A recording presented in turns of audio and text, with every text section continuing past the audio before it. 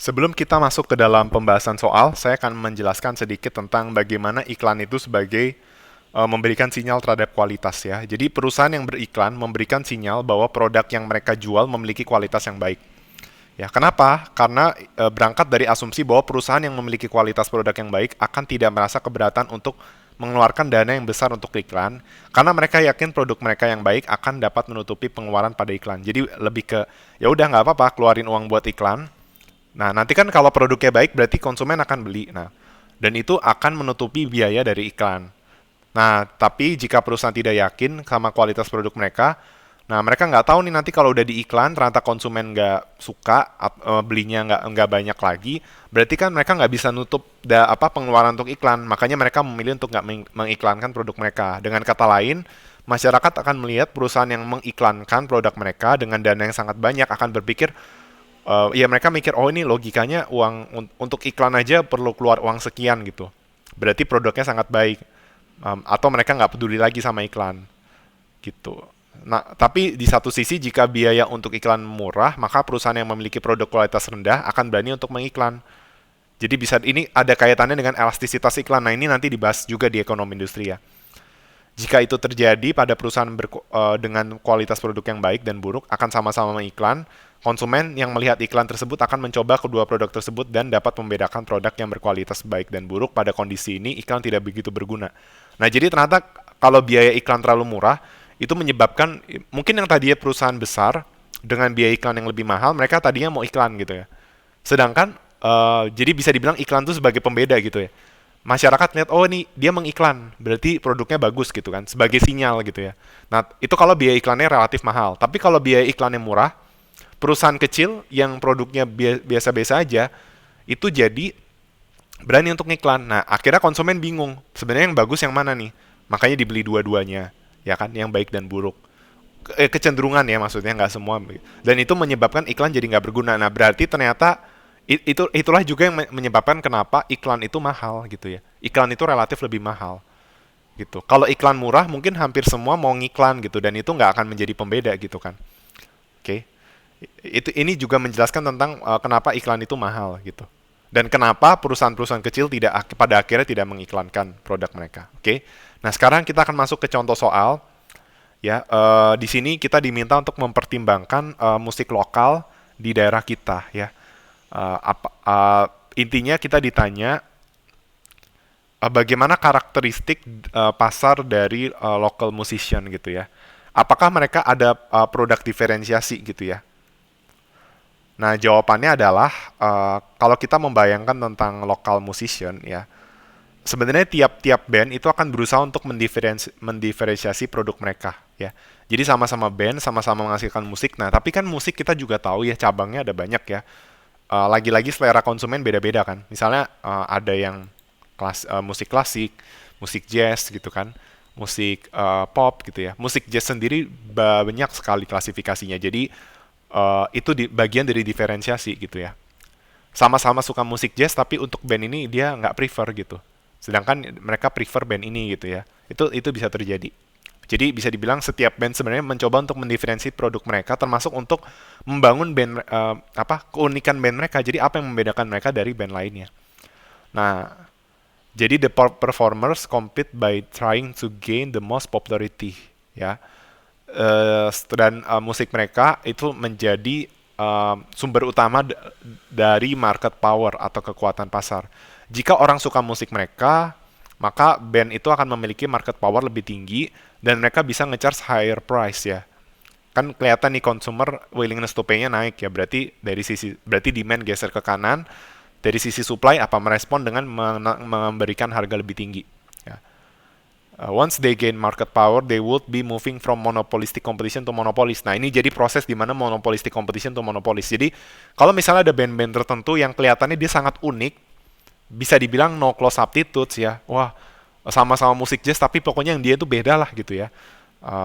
Nah, itu menyebabkan dia nggak bersaing secara monopolistik tapi menjadi monopolis. Nah, saya nggak tahu kalau sekarang itu apa ya yang tadinya monopolistik jadi monopolis. Mungkin apa ya? Mungkin BTS kali ya. Nggak tahu juga ya.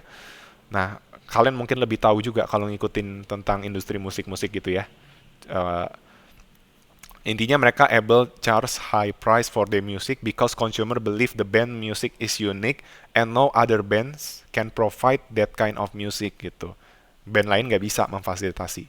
Nah, tetapi however ya ini apa namanya hampir keseluruhan ya nggak semuanya sih.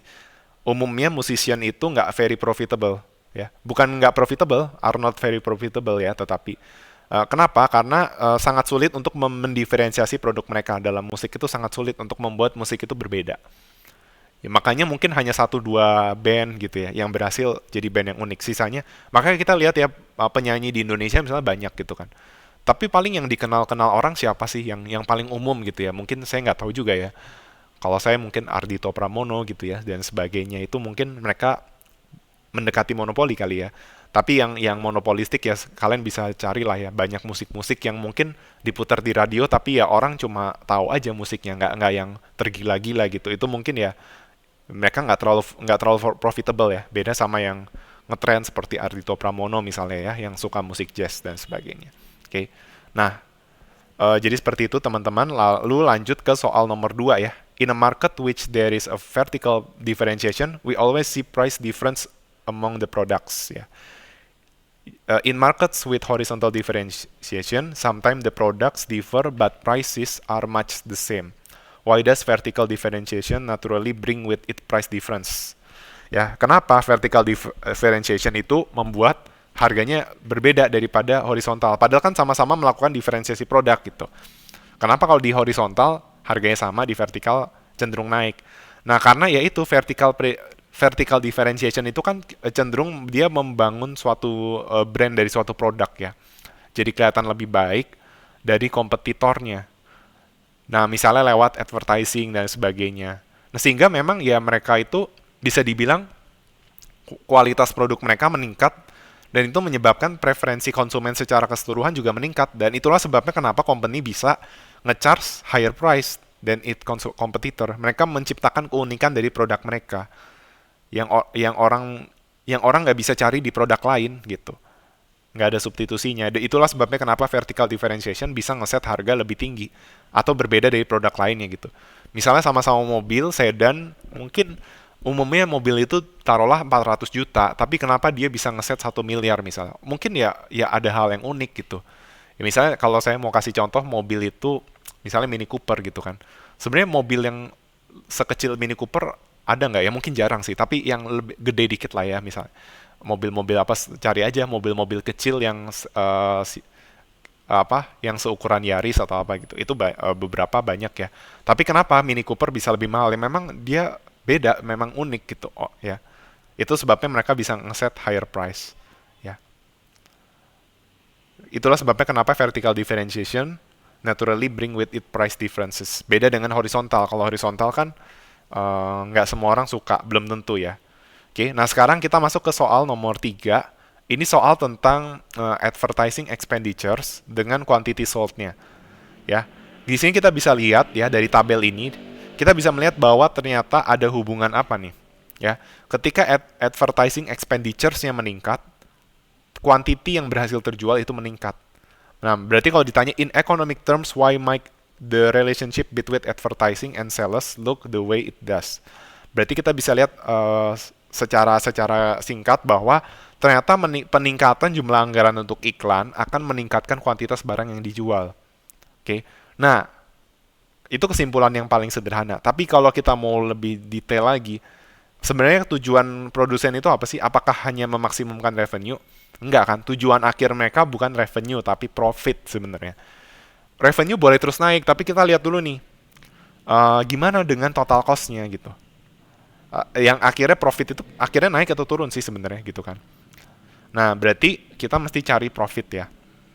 Nah, dia diasumsikan si produk ini ceritanya ini mirip-mirip PCM, monopolistik tapi mirip-mirip PCM. Kenapa? Karena harganya konstan harganya konstan sebesar $5 produk. Jadi berapapun produk yang dijual harga $5. Mungkin bisa dibilang demand-nya perfectly elastic gitu kayak PCM, tapi dia bukan PCM, monopolistik gitu.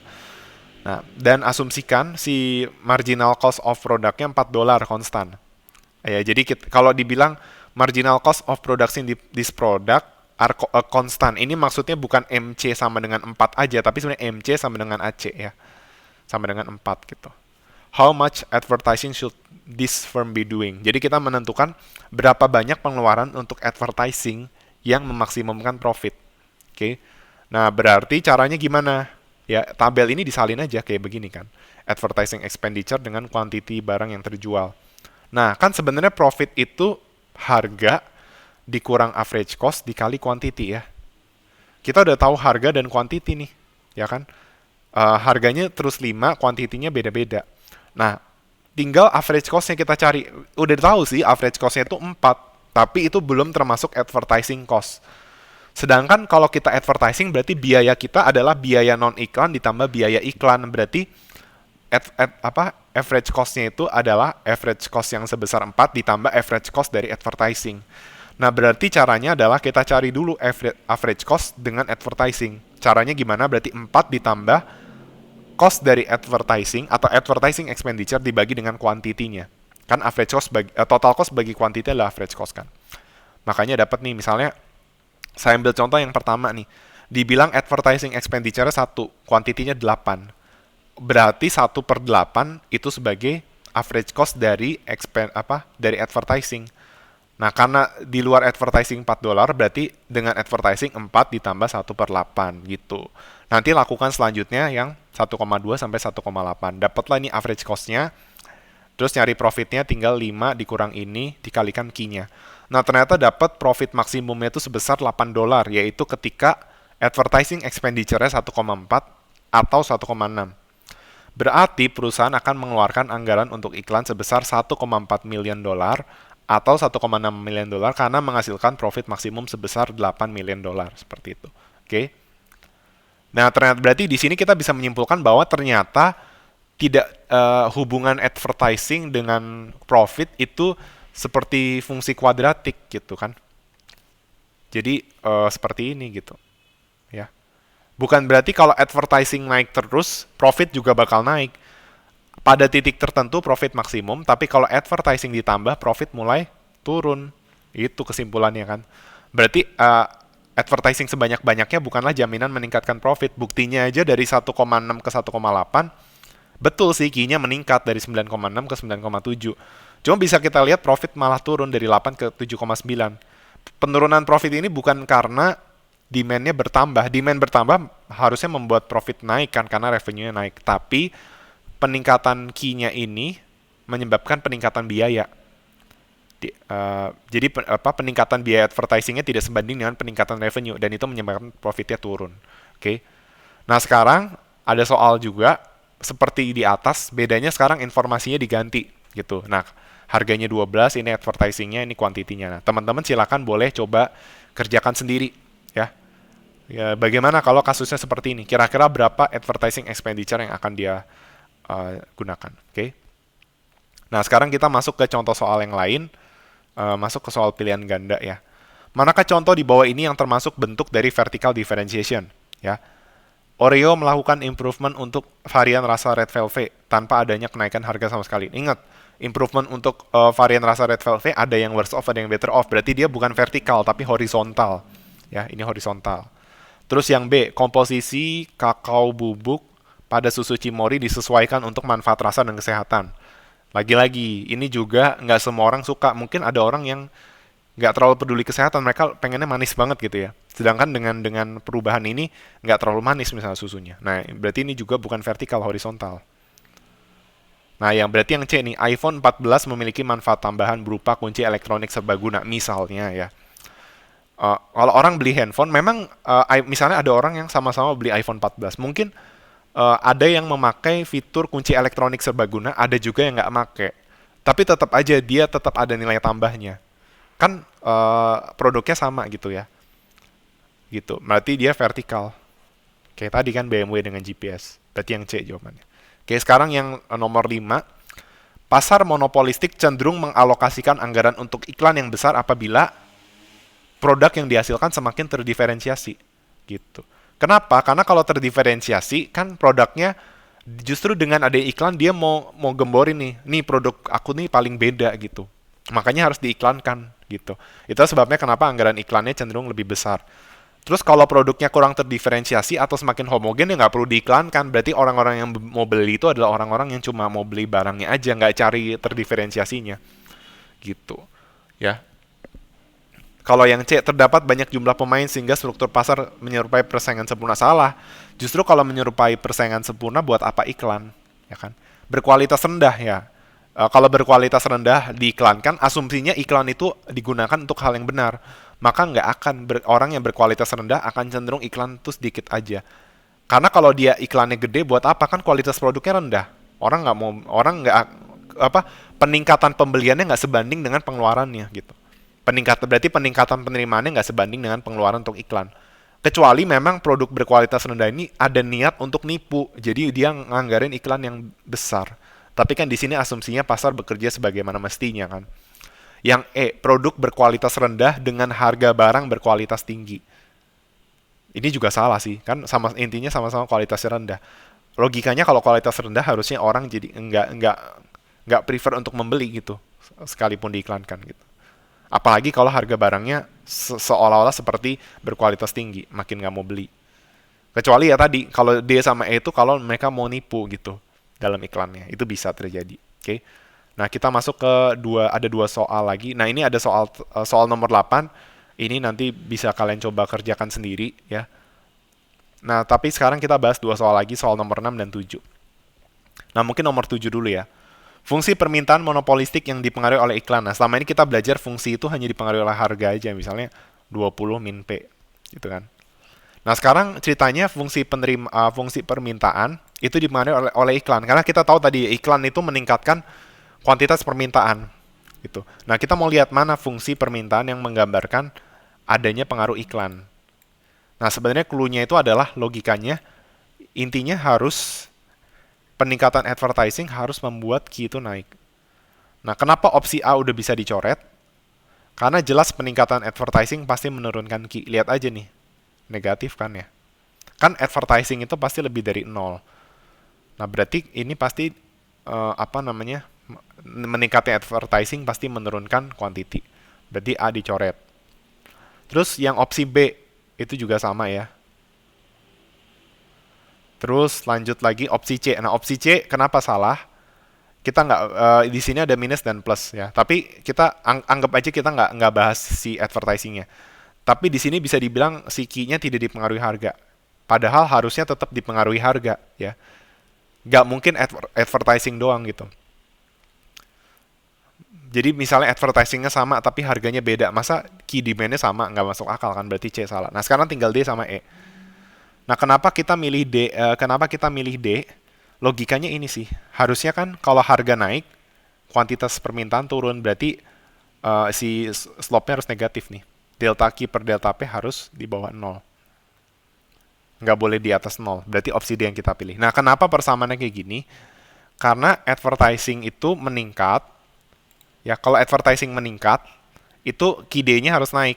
Nah, tapi kan nggak terus-terusan naik. Nah, dia seperti hubungan kuadratik. Makanya kurva 1 plus 0,1A dikurang 0,01A kuadrat. Nah, jadi ini menyatakan adanya turning point gitu ya. Nah, mungkin kalian bingung kenapa kenapa negatif di sini. Ini berkaitan dengan pemahaman matematik aja gitu. Bahwa nanti kurvanya itu bakal seperti ini. Hubungan ini menunjukkan besarnya profit dengan banyaknya advertising gitu. Oke. Nah, sekarang kita ke soal terakhir nomor 6. Nah, di sini ditunjukkan tabelnya pengaruh jumlah iklan yang digunakan terhadap mirip ya dengan soal sebelumnya ini yang tadi kita kerjain. Bedanya di sini udah dikasih tahu. Jadi ini ceritanya average cost dari iklannya sendiri berapa ya. Ini average cost total. Jadi average cost total itu adalah average cost sebelum iklan ditambah average cost dari komponen iklan aja. Nah, ini adalah harga dikurang average cost dari iklan. Nah, ini gampang kalau ada soal kayak gini ya. Berarti kan ingat rumus profit adalah harga dikurang average cost kali quantity. Nah, tapi average cost-nya harus termasuk iklan. Ya udah berarti kita pakai info ini sama ini aja. Berarti kita kalikan cari yang paling gede. Nah, ini harusnya bisa ngitung cepat karena hitungannya nggak susah. 7 kali 4 28, 6 kali 5 30, 5 kali 7 35, 4 kali 10 40, 3 kali 11 33. Oh, berarti kita bisa menyimpulkan apa? bahwa ternyata pada saat eh, pada saat advertising expenditure 16, eh, quantity yang dihasilkan itu 10 dan menyebabkan profit itu 40. Di mana profit sebesar 40 itu lebih tinggi daripada yang lainnya. Yang lainnya di bawah 40. Kalau advertisingnya di bawah 16 maupun di atas 16. Jadi 16 itu disebut advertising yang optimal. Jadi ibaratnya kurva di sini loh. Advertising 16 di sini profitnya tuh sebesar 40 gitu. Di bawah 16 profitnya nggak lebih kecil, di atas 16 juga profitnya udah mulai turun. Sehingga jawabannya adalah dia akan menggunakan advertising sebesar 16 unit. Kan ini jumlah iklan ya, bukan jumlah pengeluaran untuk iklan. Kita nggak tahu biaya iklannya berapa. Kalau ditanya biaya iklan berarti 16 dikali 4, 64. Karena ini kan jumlah iklan, ini quantity iklan. Ini adalah average cost dari iklan. Kan total cost adalah average cost dikali quantity. Berarti total expenditure untuk iklan adalah average cost dari iklan dikalikan dengan quantity iklan yang digunakan. Jawabannya adalah 64. Tapi kalau ditanya berapa advertising yang digunakan, jawabannya adalah 16. Makanya perhatiin ADV ini merujuk pada apa? Ternyata pengaruh jumlah iklan. Ya, oke. Jadi seperti itu teman-teman. Untuk materi pembahasan soal tentang iklan, sekian dari penjelasan saya. Terima kasih atas perhatiannya.